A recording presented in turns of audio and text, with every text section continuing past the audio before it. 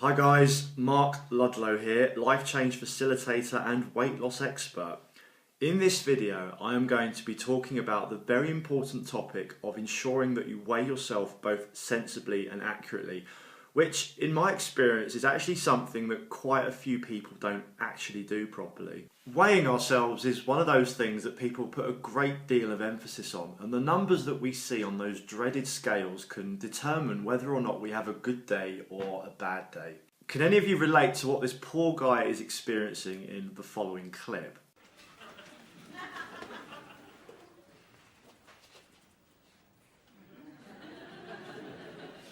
Oh no!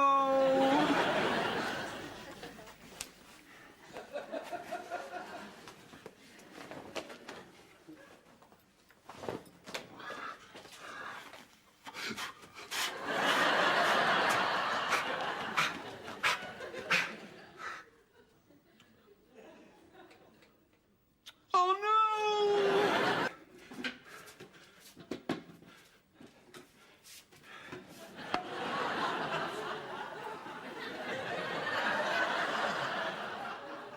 Oh no! How did that happen? It's gone up! Weighing yourself both sensibly and accurately is crucial in order to monitor and track progress properly. Plus, it will also help you determine whether or not you are experiencing a genuine weight loss plateau. If you would like to find out how to effectively break past a plateau, you can watch a video that I've created about it, which is also on my channel. Before discussing how to weigh yourself sensibly and accurately any further, it's important that we first understand the difference between water weight and fat weight. The amount that we weigh is largely made up by water, consisting of about 65 to 70% of our total weight. In those initial stages of weight loss, when we first start reducing our calorie intake, it is common to lose weight quite quickly due to reduced water retention, as a result mainly of reductions in carbohydrate and salt consumption in our daily eating. Once these initial stages are over, those rapid reductions in water weight slow down, and what you are mainly left with is that stubborn fat that needs to be shifted. So in these instances where weight is lost very quickly but then slows right down, bear in mind that this is completely normal and fat requires a lot more effort to shift than water.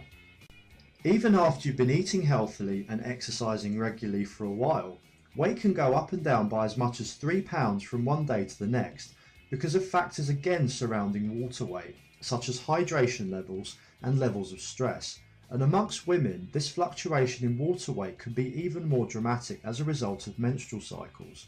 The most amount of fat that most people can lose in a week is around 1 to 2 pounds max, and this can be very difficult to notice on the weighing scales when we have these alterations occurring with our water weight.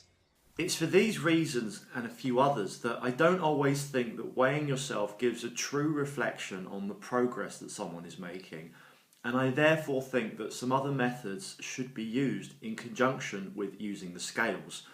I discuss these other methods in much more detail in another one of my videos that you can find on my channel.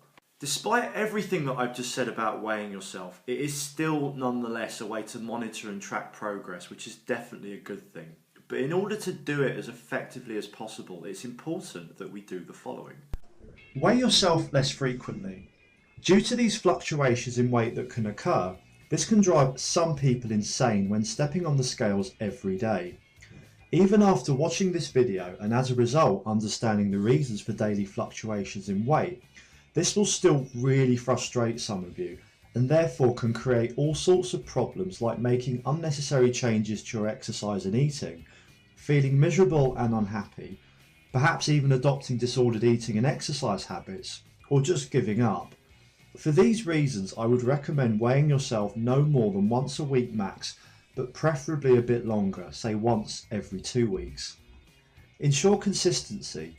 To accurately track the amount of weight that you are losing by using the scales, it's best to ensure that certain variables are the same. The day and time at which you weigh yourself every week or once every 2 weeks should be the same, as people tend to weigh less first thing in the morning and then gradually get heavier towards the evening. Also ensure that hydration levels are as similar as possible each time you weigh yourself. Finally, Make sure that you wear the same amount of clothing each time you weigh yourself, as this can have a significant impact on the number that you see on the scales. It is often regarded that the best way to ensure consistency is to weigh yourself first thing in the morning when you first wake up. So, those were my weight loss tips on how to weigh yourself both sensibly and accurately.